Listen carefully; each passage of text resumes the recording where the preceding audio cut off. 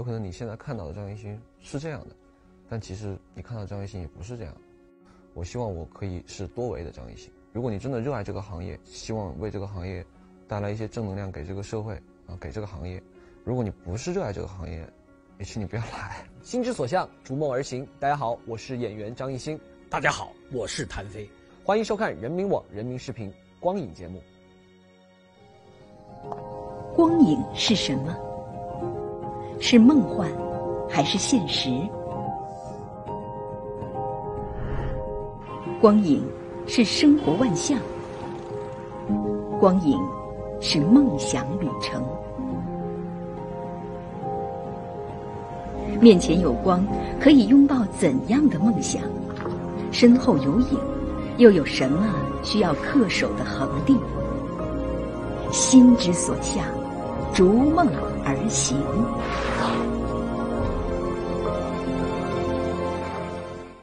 新鲜源自生长，荣生未偶冰鲜香。光、水、洁净三大生长要素，让果蔬鲜如现摘，放在冰箱里继续长7天。观众朋友，大家好，欢迎收看由可以放在冰箱里继续长7天的荣生冰箱冠名播出的光影节目。本节目要感谢高端智能衣物护理机品牌科寓的特别支持。我是主持人宋宁。我们本期的对话嘉宾是歌手演员张艺兴，我们的特约嘉宾是影评人谭飞。张艺兴，内地流行乐坛歌手、影视演员。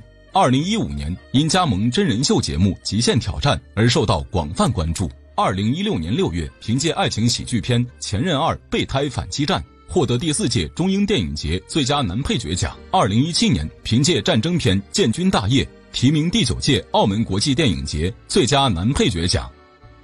谭飞，影视投资人、策划人、著名影评人，策划监制了《长江图》《摇滚藏獒》《康熙微服私访记》等多部影视作品。谭老师好。艺兴好啊！刚才问了他称谓，叫他叫张老师，他自己觉得有点紧张，反而艺兴，我觉得现在大家特别关注的是你的新的 MV 在这个新的这个专辑当中，有一首歌叫《苦行僧》，是吧？是。他们说这首歌特别的特别，在你们这个中间的间奏部分的时候，有很多的网上对你的恶评，你把它放在那儿了。我不知道这是出于什么考虑呢？受得住多大诋毁，就能承受得住多大的赞美对，其实我觉得这也是一种心境，是吧？这种修炼。于是乎，这个苦行僧这个名字是怎么个由来？能不能说说？其实我以前非常喜欢的一首歌就是苦行僧，就崔健的那个。崔健那我要从南走到北，我还要从北走到黑。我要从南走到北，我还要从北走到黑。我要人们看到我的拇指我。后面一句话好像不大可能哈，也不知道我是谁，这个好像大家还是知道我是谁。反正我觉得就是希望自己能够把自己坚定的相信的东西，自己的梦想信念，通过努力一直走下去。黄老师上回来咱们节目当中也提到艺兴，就对你的演技大加赞赏你师傅对你的评价还是蛮高的。那主要是有好的哥哥们，师傅啊，什么红雷哥啊、博哥啊，迅哥在带着你哈。在你自己的表演中有没有一个，比如说给自己一个我哪部戏大概开窍的，就是你内心认知上，你那么多作品中有没有一个历程感？应该说一开始，觉得自己还真的可能还 OK 的是红雷哥那一部《好先生》好先生。然后红雷哥那部《好先生》再跳到博哥的那一部《一出好戏》，然后再跳到张挺导演的那个《大明风华》，对，《大明风华》演我都看了。朱启正，是。对，其实我还蛮期待未来我的作品。对，未来能够就跟雷佳音他们这一部对，还有落花时节对，听说兼川河的，这属于目前还压着的一部戏哈，大家都很好奇，在这里面跟雷佳音和那个袁泉有这样的合作跟他们合作有什么感受吗？佳音哥算是一个非常好的前辈，带着我出去吃东西然后在跟他一起拍摄的过程中间，学习到很多生活化的表演形式。他也来我们节目，对，就是坐你这位置，就是坐你这位置，对，也是我们聊的他身上你觉得最大的特性就是，你觉得你应该吸收的是哪一块？我觉得是，如果武林高手你是学徒的话，你得学他什么东西？他的从容吧。这个准确。其实他是雷佳音是特别从容，就是他是一个在所有地方都不会给你压力的人。对，他就相当于一个脚底按摩师，一个伟大的脚底按摩师，就你跟他在一起很愉快，永远不会觉得哎我很压抑，他不会，他会让人他不给人很舒服。压力，是吧？红雷哥就不一样，红雷哥有什么？对，就是跟他在演对手戏的时候是巨大的压迫感，哦，气场非正好常强，相气场反啊很。强。太强了。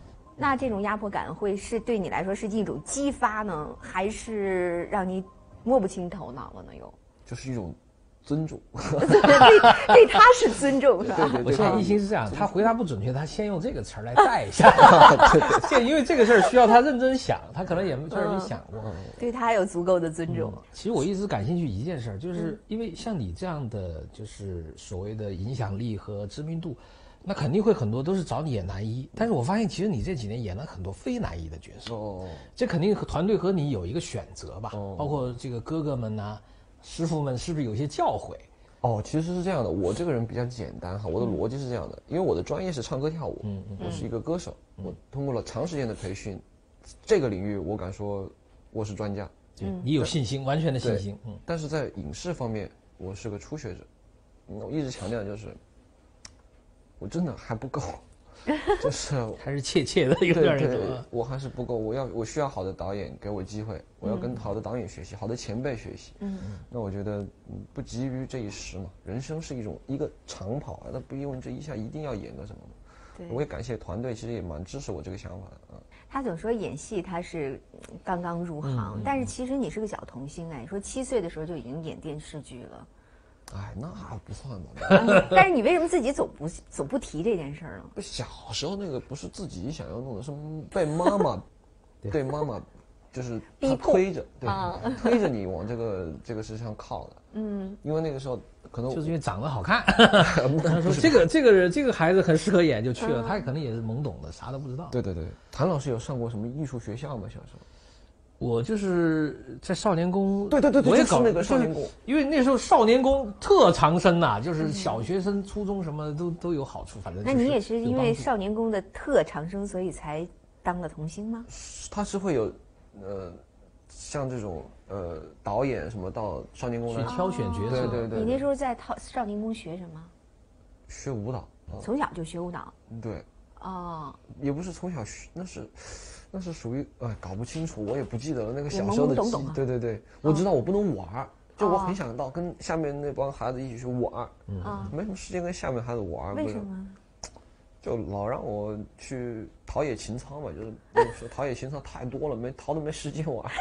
你所谓的陶冶情操都陶冶了啥？跟我们说说呗。画画了，跳舞了，唱歌，然后什么弹钢琴。然后还跟所有的小朋友一样，童年都是那样度过的。对，这就已经数了4个了。对，还很多都不记得。那你小的时候也挺惨啊，真忙哦。确实，小时候觉得自己挺惨。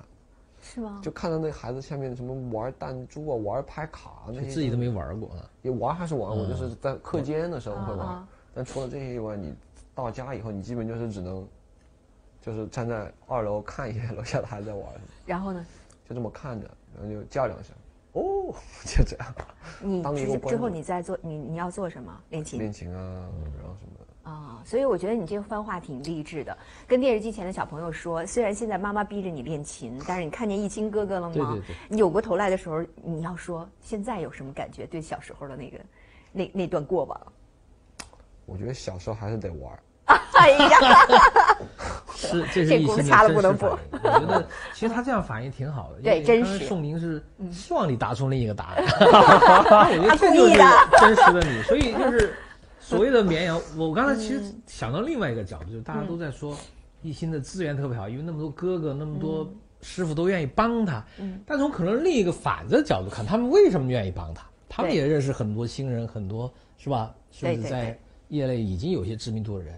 就是因为他本质上的一些东西，可能他们很喜欢。对，我觉得2个人走到一起，就朋友之间，他其实是相互的吸引。你说红雷大哥这都是江湖大哥，他肯定有很多朋友，很多要照顾的好的朋友。但是为什么说对一心他们特别好？我觉得就是因为一心身上的那个本真的东西比较多。他刚才一直你没发现，他所有的行为都是，他还是蛮乖巧，他都希望大家满意和开心。但其实他也有小小的个性，就是说当你说。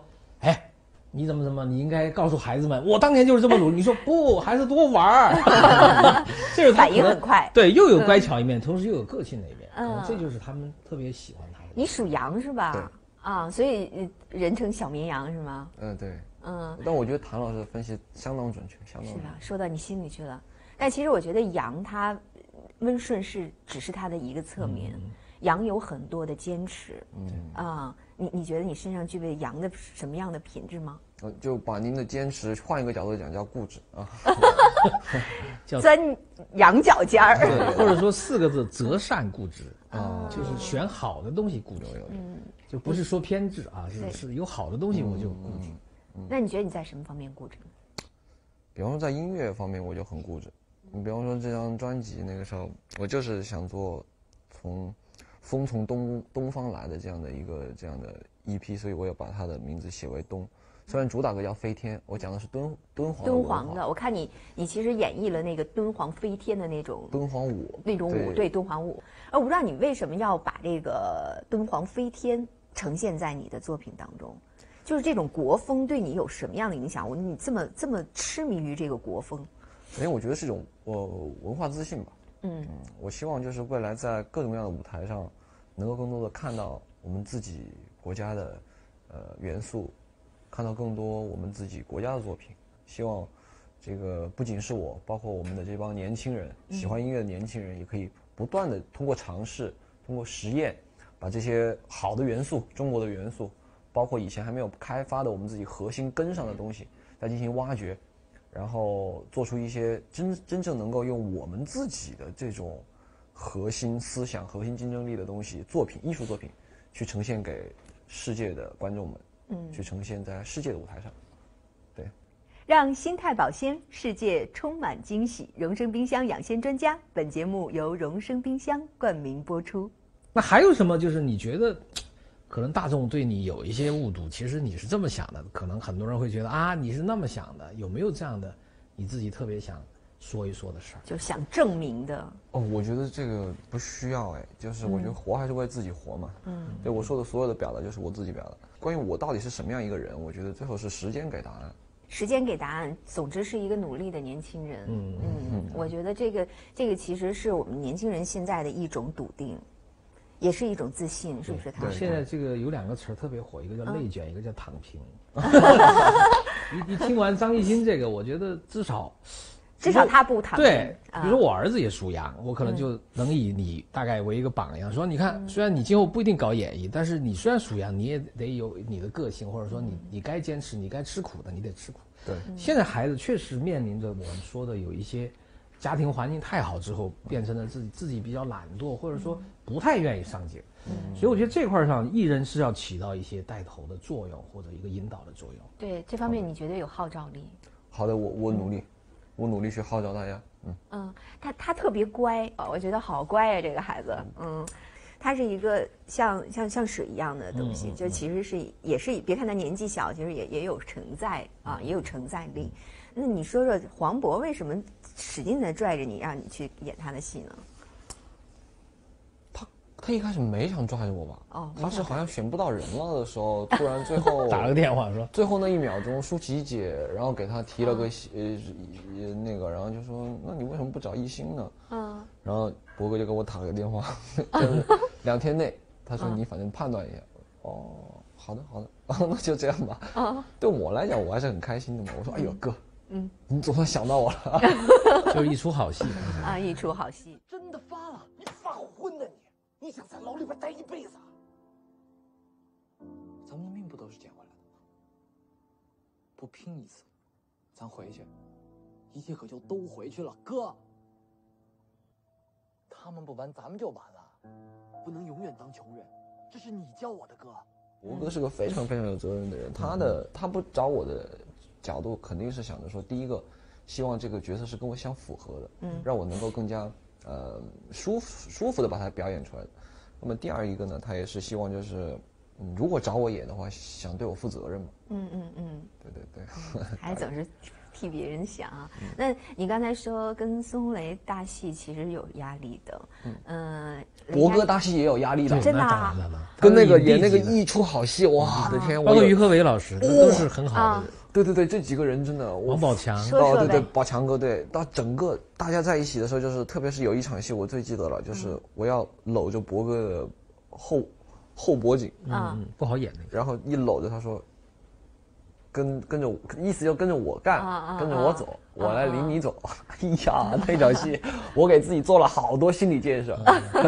就你还是觉得心理上过不了这坎儿啊？那时候不是，就是他那个博哥就那儿坐在那儿。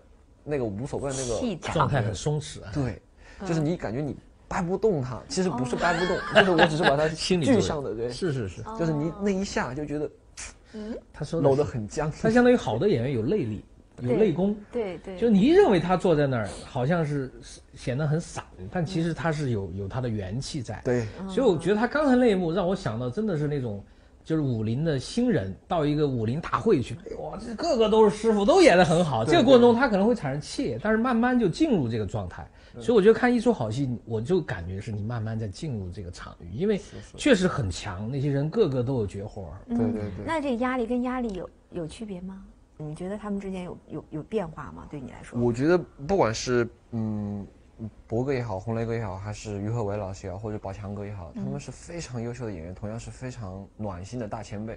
他们不会因为你的一些失误或者你的一些胆怯，他会去给你一些批评或者怎么样，他更多是以鼓励式的，要你帮你去，更加去这叫什么疏导你的情绪。其实有这样的前辈在前面给我们后辈引路，我觉得未来还是。我觉得是未来可期。本节目由可以放在冰箱里继续长7天的荣升冰箱冠名播出。本节目由高端智能衣物护理机品牌科玉特别支持。今年属羊也30岁了，是吧？而立了啊！但是真的不像可看不出来，总觉得20来岁那个样子啊。因为他的眼神有一种羊的那种。对。就是人家讲的是，就跟李安说，李安描述一个好演员，他的眼睛就是小羊一般的眼神，小鹿一般的眼神，他眼睛更像鹿，就是梅花鹿那个纯净，眼神很纯，很无辜。对。但其实对男人的要求可能更复杂。30而立之后，男人说：“一星，你这个眼神变一变，变得更犀利，更有杀伤力，甚至更让人觉得有侵略性。”你能做到吗？学习吧。好像流露出来一点。学习了。刚才把那个犀利的光稍微少射一些出来，后来又收进去了。对，可是收放。30而立对男人来说，我觉得是一个。谭老师很会观察人的，收放自如哈，又给收回去了。哎，不能轻易漏哈。但是30而立对于一个男人来说是一个里程碑式的年龄。你接下来的这个努力方向有吗？反正在正向的道路上不断的行走，对，去寻找这个人生的答案吧，应该是。你也不知道为什么来到了这个世界，但既然来到了这个世界，然后又有了这么多人对你的关注跟支持，那就真的按照你自己所说的，从小受到的教育，因为我跟我外公外婆一起长大，外公外婆都是教师嘛，他说，首先第一个，张艺兴，我希望你是个好人。然后你在好人基础上，如果还给你一个小目标的话，希望你成为国家的栋梁之才。但这就是我环境。然后还有再往第3点，就是点滴之恩，涌泉相报。这3点是背得出来。从小就是我受到的教育是这样。小弟不才哈，这个在这个背台词方面确实是一个非常头疼的事儿哈。这个也确实是得认。天赋可能是一个放大镜，放大你的努力，让你的努力效率更高。选择其实是一个蛮重要的条件。你希望今后的人想起张艺兴，他的 title 是什么？栋梁之才。